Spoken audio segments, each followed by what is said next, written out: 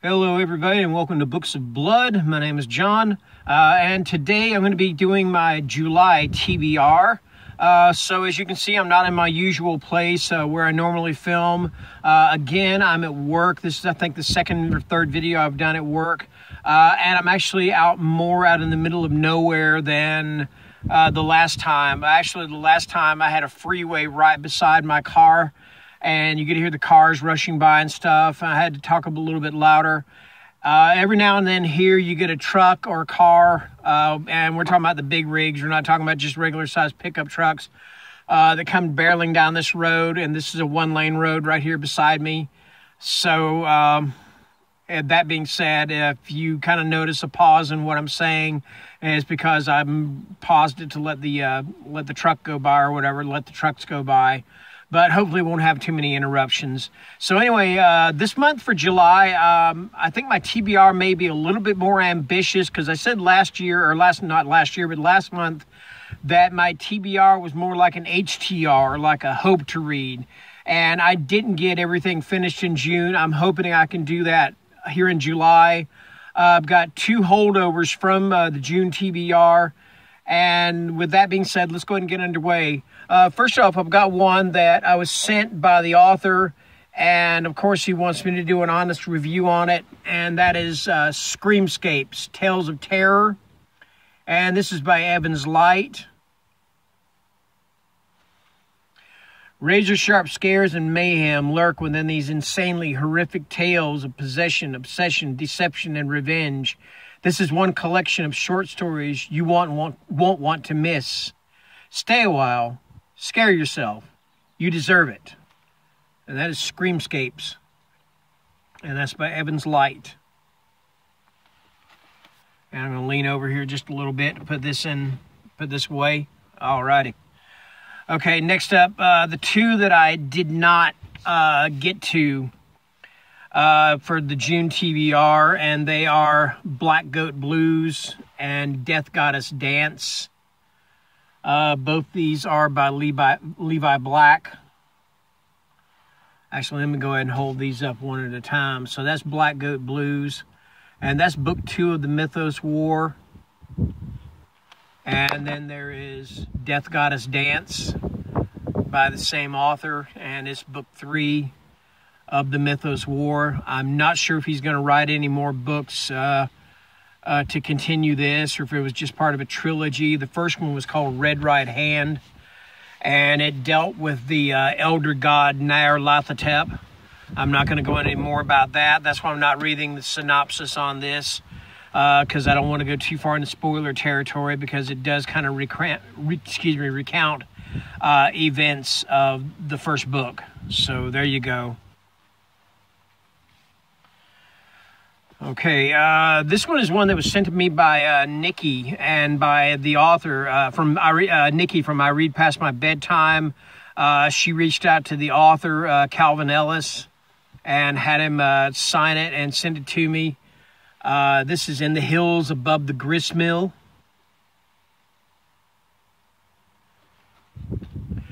Paisley Mott struggles with her own particular blend of anxiety and fear that can cause her to go into a hyper-focused state. After the tragic death of her mother, Paisley began to see her anxiety-induced hyper-focus as a strength. She has used this focus to become a paranormal investigator with an up-and-coming web series that she hopes will propel her into becoming an expert in her field.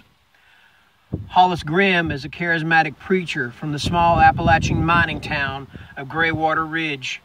When he contacts Paisley to help shine some light on the mysterious mutilation of 7 women in the woods outside of town, she is on the first flight out. The locals believe God has sent a creature to punish the town for its sins, and this has captured Paisley's attention more than the preacher or the murders. The preacher, an outsider-turned-sheriff, an heiress, an internet celebrity, a man obsessed with the past, an old-timer with an axe to grind, an obsessed fan, and a growing number of bodies stand between Paisley and the truth. After digging into the dark secrets of the town's history and discovering a strange pattern, she must decide what is more dangerous, the monster in the woods or the people who believe in him. If she isn't careful, she will not be leaving Graywater Ridge with the story, let alone her life. That is in the hills above the grist mill. And I'm really looking forward to reading that one. It sounds so awesome to me. Of course, it's like a Bigfoot or Sasquatch story, and it, you know, you got me right there. I mean, hey. Next up, this is one that I was sent by Timmy Lost Cunningham.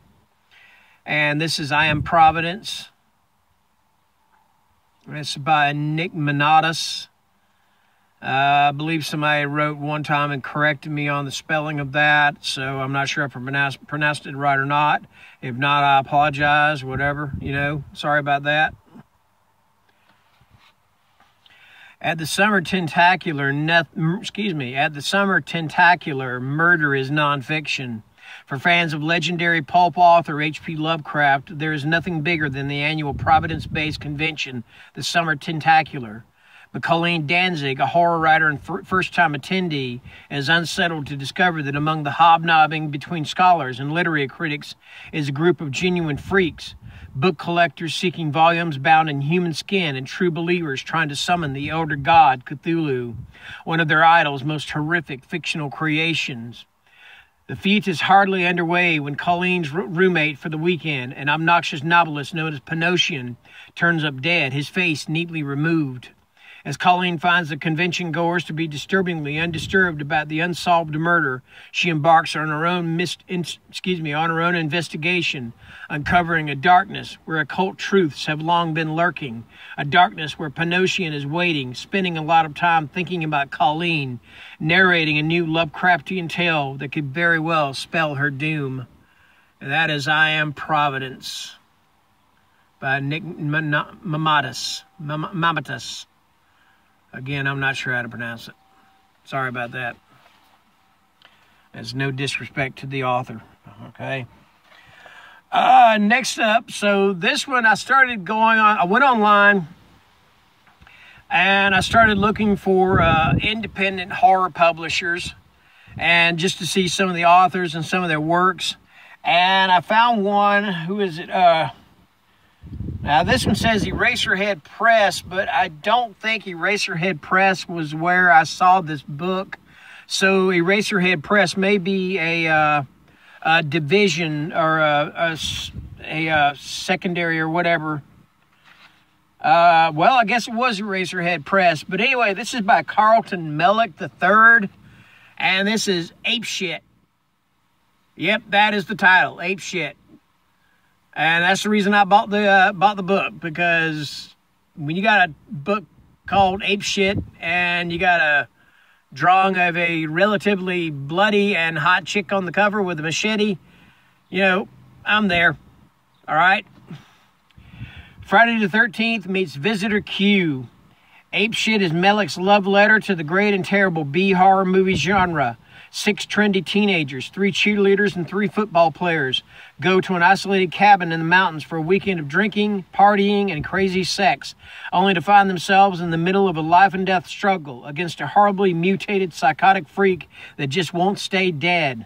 Mellick parodies this horror cliche and twists it into something deeper and stranger. It is the literary equivalent of a grindhouse film. It is a splatterpunk's wet dream. It is perhaps one of the most fucked up books ever written. If you are a fan of Takashi Miike, Evil Dead, early Peter Jackson, or Eurotrash horror, then you must read this book.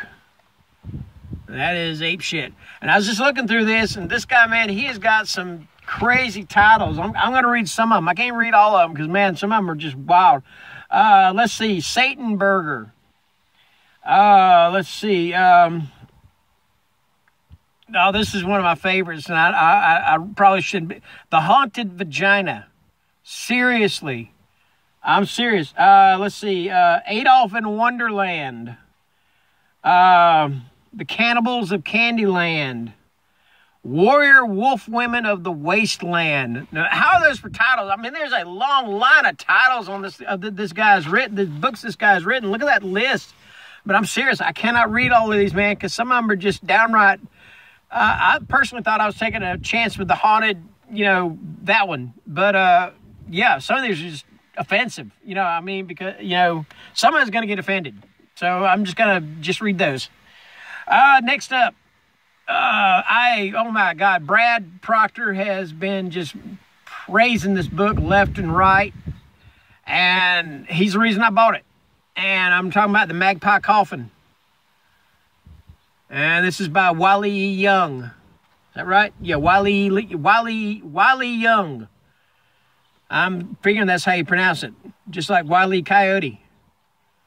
Only I don't think this author's had like a boulder dropped on his head or anything like that. You know, like Wile E. The year is 1875, and outlaw Salem Covington has spent the last 20 years collecting stories, possessions, and lives. Nicknamed the Black Magpie for his exploits during the war, Salem has carved a bloody trail across the western territories. Informed that his mentor, Comanche shaman Dead Bear, has been murdered, he vows vengeance on the perpetrators. Enlisting the help of an army scout and preserving the body of his mentor in a specially made coffin, Salem sets out in pursuit. But the choices of Salem's past that earned him the moniker Black Magpie are riding hard behind him, and the only weapon that can kill him might not be as far away as he thinks. The Magpie Coffin is an unrelenting tale of revenge with precise brutality and extreme violence. All right, Magpie Coffin. That cover's awesome, man. And there's a couple more books in this series I want to try to find. One of them's, I think it's called Hunger on the Chisholm Trail. And I think the third one, I can't remember the name of the third one. It's a one-word title, and it's just, boom, I'm drawing a blank on that sucker. So I apologize for that. Next up, next to last, we got The Fisherman by John Langan. Mindy over at Mindy's Big Book Journey. She's talked about this book a lot. She's sung its praises a lot. And I've been wanting to read it for a long time. I finally got hold of a copy of it. So there we go. In upstate New York, in the woods around Woodstock, Dutchman's Creek flows out of the Ashokan Reservoir. Steep banked, fast moving, it offers the promise of fine fishing and of something more, a possibility too fantastic to be true.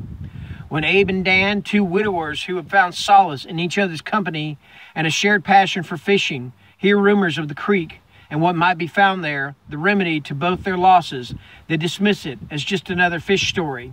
Soon, though, the men find themselves drawn into a tale as deep and old as the reservoir. It's a tale of dark packs, of long-buried secrets, and of a mysterious figure known as the Fisherman. It will bring Abe and Dan face to face with all that they have lost, and with the price they must pay to regain it. That is The Fisherman by John Langan. And last but not least, I've got some King, and I do mean Stephen King, and I've got If It Bleeds. And this is along the same lines as Different Seasons, Full Dark No Stars, 4 Past Midnight. I think that's all of his ones that was 4 stories, or 4 novellas. I think I named all of them. If I didn't, then let me know. But yeah, this is If It Bleeds. All right.